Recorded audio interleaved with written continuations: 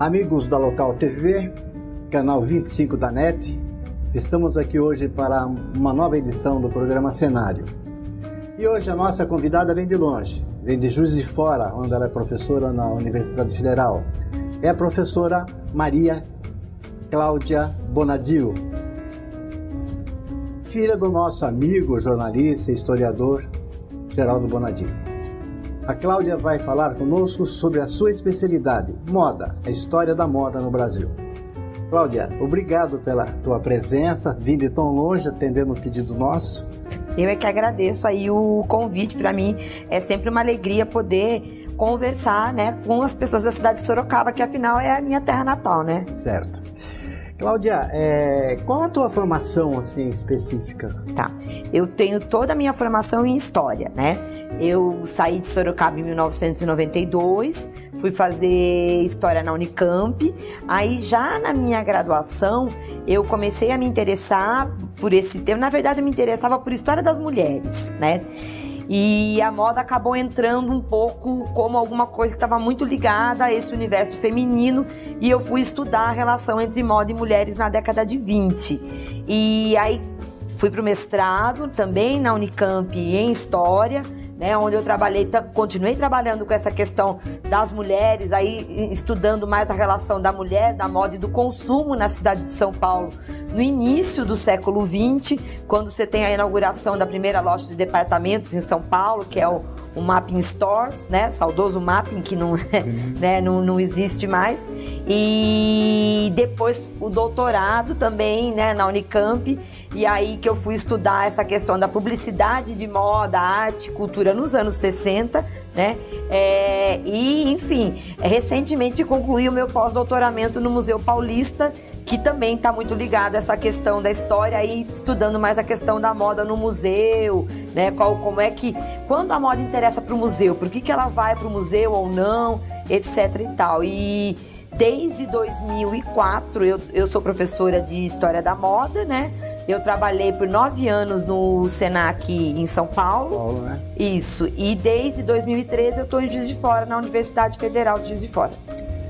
Você falou em moda, você falou em mulher, e a moda dos homens?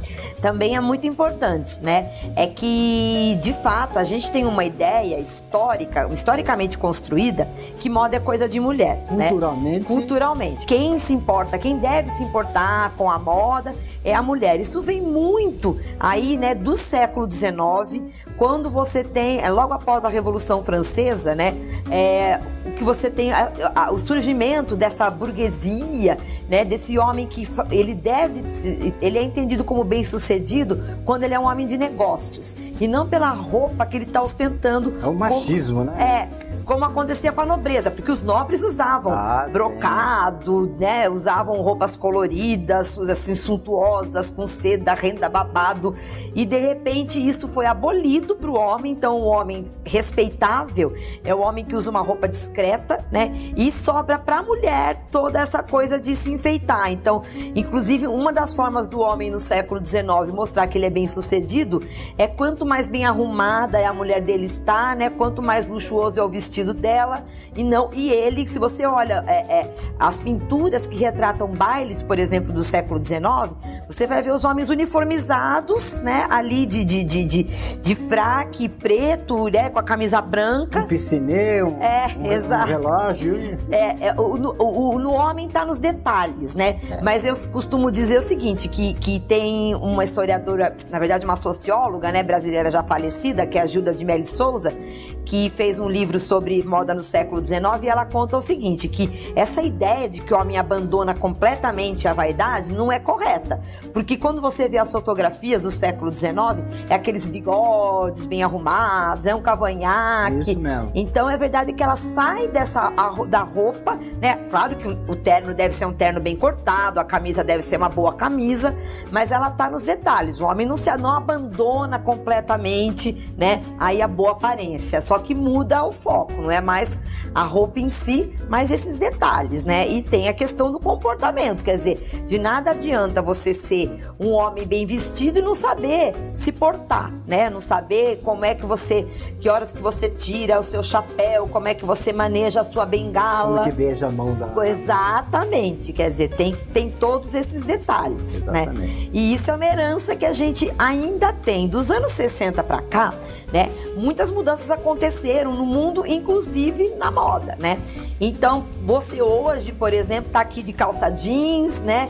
Que é uma coisa que talvez, se a gente estivesse gravando esse programa em 1950, não seria... 60 também. 60 também, não seria possível, porque é mais nos 70, né? Que a calça jeans vai entrar, ainda assim ela entra muito para as profissões mais liberais, né? Então, os jornalistas, por exemplo, têm um dress code mais à vontade, mais liberado, porque eu costumo brincar, né, que se o gerente de banco, hoje em dia, se ele costuma usar uma roupa mais alinhada, né, um reitor de universidade, ele tem que usar um terno, né, um administrador de empresa que tem que usar o terno, ele pode usar o terno. Agora, não é porque você tem uma maior permissividade no vestuário do dia a dia que se ele chegar lá de camiseta, né, e bermudão para trabalhar, isso já não é possível. Então, também os homens nas horas de lazer podem usar o que bem entenderem, mas para o trabalho existem algumas normas, sobretudo para esse trabalho mais executivo, né?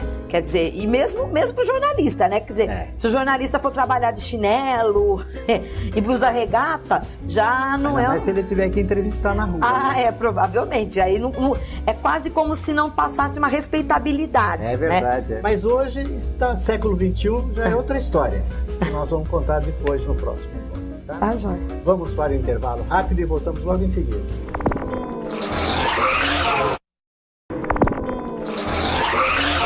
Estamos de volta ao programa Cenário, que hoje está ouvindo a Maria Cláudia Bonadio, que falando sobre a sua especialidade, a moda. Maria Cláudia, a gente estava falando da moda do homem, da moda da mulher, e nós chegamos ao século XXI. É outra história, não é? Mesmo em termos de mulher, principalmente em termos de homem. O homem hoje está entrando até no salão de beleza. Exato, né? Você tem muito recentemente aí essa ideia, por exemplo, do metrosexual, né? Que é esse homem que se cuidaria mais, que faz a sobrancelha, né? Enfim, faz tratamentos de pele. E é curioso porque isso vem muito, né, dos jogadores de futebol. Quer dizer, de repente você tem, né, essa celebridade, porque esses jogadores se tornam estrelas, pessoas importantes aí na sociedade e que se cuidam muito, e você tem uma grande, né, emulação desse comportamento, quer dizer, as pessoas querem imitar. Os artistas também, né? Os artistas também. Então você vê muita gente, muito homem hoje se cuidando, né, de uma maneira, sobretudo os mais jovens, né, que realmente vão, se cuidam, colocam um brinquinho, né, vão para as academias. Vão para as academias. Então você tem, porque também não basta você usar uma roupa da moda, o seu corpo também, né? Existe um corpo da moda, né? Como o corpo feminino hoje é o corpo da popozuda, né? Que, enfim, que tem aí aquelas formas mais voluptuosas. Então, você vê até manequins, às vezes, em lojas, que já tem realmente um corpo. Verdade. Muda até o corpo do manequim de loja, né? Então, que é uma coisa que a gente, às vezes, não repara tanto, mas ele segue esse padrão, né? Como a gente não tem, por exemplo, é muito raro você ver manequim negro em loja, né? E eu tenho um amigo mas que foi... Já tem, mas não é tão comum, não é comum, né? Eu tenho um amigo que foi recentemente para a África e fotografou que nas vitrines você tinha muitos manequins negros, porque o público, né, realmente voltado para aquele público consumidor. Então, é uma coisa interessante isso também. Mas sabe, Maria Cláudia, a questão de alguns dias, um médico até estava comentando comigo, assim, a entrada de negros nos anúncios, na publicidade. Uhum. Eu falei assim, o que está acontecendo? Eu falei assim, é muito simples, eles estão comprando. Uhum. Se há um apelo comercial de publicidade, é porque existe um mercado. Uhum. Não é? Exato. E é o que você acaba de falar, né? No caso da modelo, né? A modelo negra. Ela está aparecendo, já está nas vitrines. Eu tive recentemente na Europa, já vi muita negra em vitrine da Europa, né? Aqui no Brasil, então, tem que ser maior, porque eu acho que o índice de consumo é muito grande. Muito grande, né? Mas infelizmente ainda não é, né? A gente ainda tem essa diferença, né? Na verdade, a gente tem... tá tão acostumado com essa branquitude nos anúncios, né? Enfim, na moda, na televisão, que parece que é normal, né? Mas na verdade você tem um público muito mais amplo que nem sempre é representado, né? Até essa observação, ela ia mais adiante. Está aparecendo o negro e o japonês nas publicidades. Quer dizer, é o apelo para essas coletividades que estão crescendo, que estão consumindo. Exatamente, né? E a moda deve acompanhar a mesma coisa, né? A moda, na verdade, hoje, é uma coisa até interessante a gente pensar, que ela vem dos lugares mais diversos. Então, você não tem só uma moda que vem da alta costura parisiense, pelo contrário, poucas coisas que a gente veste hoje, né, foram originadas do que apareceu no último desfile daquela temporada. Não, a rua traz muita coisa pra moda também. Então, de repente, você percebe que as pessoas estão usando roupas que vêm, né, desses meninos e aí que gostam de rap, de hip hop.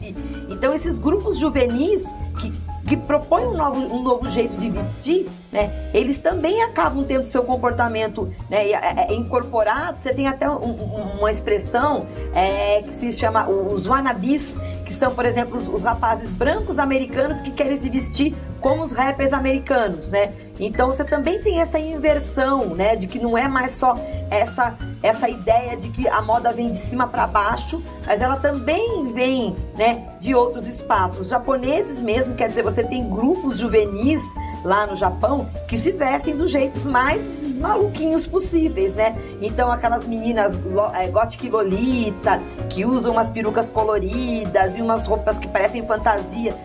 E mesmo no Brasil você tem encontros desses grupos, as pessoas se vestem, né, daquela maneira. Então a moda hoje ela tá muito pulverizada, você tem muitas maneiras de vestir que vem de muitos lugares. É o cosplay, né? Mas o cosplay é fantasia. Tem uns que se vestem no dia a dia. No dia a dia. Mesmo assim, eu tive alunas que iam pra faculdade com aquela peruquinha, né, cor-de-rosa, assim, e uma sainha rodada, que tem uma inspiração no século XIX, mas é tudo colorido. Então, né, realmente é muito difícil hoje a gente estabelecer categorias, porque tem muita possibilidade em termos de vestuário. E a moda brasileira, ela existe? Ela tem hoje uma personalidade no mundo? Então, a moda brasileira na verdade, assim, acho que toda identidade é uma construção, né? E a moda brasileira também teve a sua identidade construída.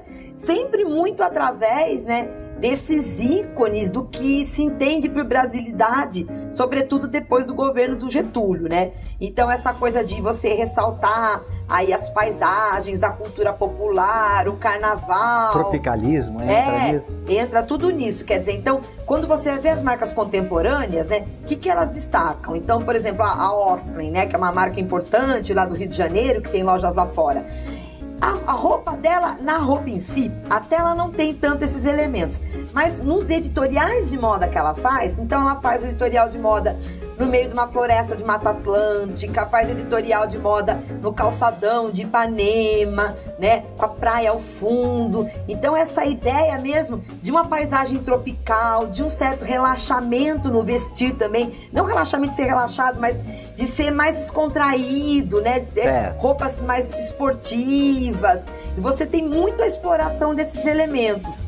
Tem uma marca também que é a Amy Officer, né, que hoje o Carlos Miele, que é o dono, né, da Amy Officer, ele tem marca lá fora, né, que é a marca Carlos Miele, e que ele faz muito, ele explora muito a sensualidade, que é outra coisa também que foi criada como uma espécie de identidade, né, associada ao Brasil, pro bem ou pro mal. E... As praias de Ipanema? As praias de Ipanema. E aí ele faz, por exemplo, as fotografias das modelos, mostrando as curvas da modelo com as curvas do Pão de Açúcar, né? No fundo, então associando todas essas coisas. Então, É uma questão que dá muito pano pra manga, né? É um pouco que eu discuto no meu livro, né? É essa questão da moda brasileira, né? Cláudia, tá muito boa a lição, mas agora é a hora da merenda. Tá joia. Vamos para um intervalo rápido e voltamos em seguida. Não saiam daí.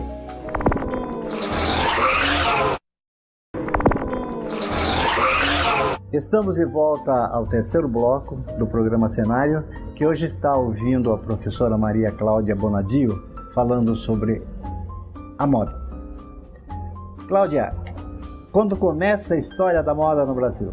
Então, com a chegada da corte, né, em 1808, porque Antes era a moda do índio.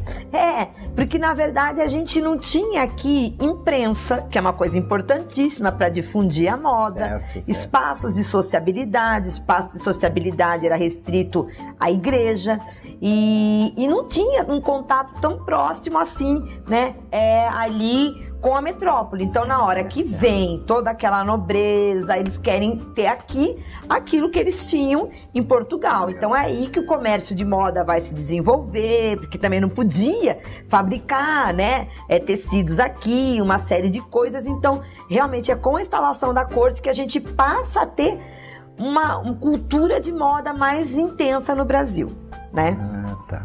Então é com Dom João VI que também começa a moda no Brasil, então. A moda no Brasil, mas a moda brasileira, né? Porque aí a gente tem uma diferença, né? É uma coisa... Porque essa vem da Europa. Vem né? da Europa, essa vem da Europa. A gente começa a ter uma preocupação com identidade de moda no Brasil na metade do século XX, né? Porque até então... O que você tinha, por exemplo, assim, eram as cronistas de moda nas revistas que se preocupavam com a adequação climática, porque a moda vinha de fora, então para você não usar aquilo que tá usando no inverno da Europa no verão aqui. Essa era uma preocupação. Mas você começa a ter uma preocupação maior realmente, né, em questões de identidade na década de 50. Uma primeira iniciativa importante a respeito disso é um desfile chamado Moda Brasileira, que o Pietro Maria Bardi vai fazer lá no MASP, né, em 1952. Certo. E ele vai convidar uma série de designers importantes aí para criar uma coleção inspirada no Brasil, com tecidos brasileiros, e aí vai colocar os nomes nas coleções do tipo assim, carambola, jangada, Iguaçu, vai usar palavras indígenas, né? E vai buscar realmente criar alguma coisa que ele pensava que a gente podia fortalecer a identidade da moda brasileira, como tinha fortalecido a ideia da arquitetura brasileira, né? E mais anteriormente da poesia. Exato. Que trocaram o sabiá pelo rouxinol, né? Então, quer dizer, ele tenta trazer um pouco isso, mas é uma iniciativa isolada, ele é taxado como um maluco, né? Assim, acontece esse desfile, as roupas são produzidas no MASP, dentro de uma oficina que eles têm lá, né? E é patrocinado pelo Mapping, né? que eles conseguem também. A roupa vai ser vendida no Mapping, mas isso fica assim, de 52 até 1960, que é quando, né, o Livio Rangan, que era um italiano que se naturalizou depois no Brasil, vai assumir a publicidade da Rodia no Brasil. Nesse ínterim a gente não tem mais muita coisa importante, né? E aí o Livio Rangan, né, que é o que eu conto no meu livro, ele vai criar uma série de campanhas publicitárias que vão buscar dizer, olha, agora a gente tem uma moda brasileira. E essa moda brasileira, você só vai conseguir chegar nela através aí dos tecidos que são produzidos com os fios da Rodia. Porque a Rodia, ela estava no Brasil desde 1919, desde o final da década de 20, produzindo tecido. Ela vem para o Brasil para fazer lança-perfume, porque eles já tinham lançado isso na Europa e não deu muito certo. E aqui foi um sucesso. No carnaval, né? E aí eles começam a produzir também, trazem a divisão têxtil. E aí, em 1955, eles conseguem obter as patentes do nylon, né, para produzir nylon e fios sintéticos de um modo geral aqui no Brasil. E isso não tinha, o mercado não estava aceitando com muita facilidade. E aí que vem a jogada publicitária, porque eles vão começar a fazer editoriais de moda que vão se chamar Brazilian Nature, Brazilian Style, Brazilian Look, com essa ideia de que com esses tecidos você tem uma moda brasileira internacional. E nas campanhas eles vão falar assim, essa é a alta costura franco-brasileira, quer dizer, eles vão tentar o tempo todo dizer que uma ligação. E para isso eles vão convidar artistas plásticos, né? Que vão, por exemplo, a primeira coleção que eles fazem, eles lançam uma coleção anualmente, é a coleção café. É toda estampada com grãos de café, né? Assim, motivos associados ao café. E para isso eles vão convidar Aldemir Martins, Fernando Lemos, uma série de artistas plásticos também que criam essas estampas. Então a ideia é dizer assim, olha, é uma moda com cara de Brasil, de qualidade, porque você tem essas estampas feitas pelos artistas plásticos e o editorial de moda todo fotografado em Paris e divulgado na revista O Cruzeiro. E isso, assim, durante meses, a revista O Cruzeiro vai publicando uma coisa ou outra. Então agora partiu a caravana, né, para Paris. Chegou em Paris a caravana. Que nem agora, a gente acompanha a seleção brasileira. Isso, exatamente, fazendo que aquilo seja notícia o tempo todo, né? Certo. Fora isso, a Rodia vai passar a fazer desfiles na Fenite. A Fenite tinha começado em 1958, não tinha sido um grande sucesso de público, e a Rodia faz show desfile na Fenite. O que eles fazem? Então eles vão levar, por exemplo, para a Fenite, Caetano Veloso, Gilberto Gil, Gal Costa, Rita Lee, tem a apresentação musical, depois tem um desfile. Apresentação musical e desfile. Então é entremeado, né? A música com o desfile. E aí o público vai, porque era vendido ingresso para a Fenite, vai em massa. E a Rodia acaba, né, trazendo muito essa ideia para o grande público, tanto através das revistas, que eles vão publicar anúncios, vão fazer o que eu chamo de publi editorial de moda, que é um editorial de moda pago, né? Mas que parece que é o editor. Hoje vem aquele anúnciozinho, né, dizendo que é anúncio. Mas na década de 60 não vinha, né? Cláudia, se você contar toda a história da moda, ninguém vai ler teu livro. Tá joia. Então, vamos falar um pouquinho do livro que você vai lançar aqui em Sorocaba. Isso. Né? Você não lançou aqui ainda. Ainda não lancei. Falar alguma coisa a respeito da moda e publicidade, né? É um livro que você já lançou. Isso. A nível nacional, e hoje você vai lançar em Sorocaba. Fala um pouquinho desse livro. Então, eu conto um pouco essa história da Rodia, né? Falando um pouco como, na verdade, você nos anos 60 tem uma mistura entre moda, arte, cultura, né? E isso vai impulsionar muito essa ideia do que seria essa moda brasileira, né? Muito apoiada nas paisagens, muito apoiada nessas coisas do Brasil, por exemplo, o café que eu mencionei, né?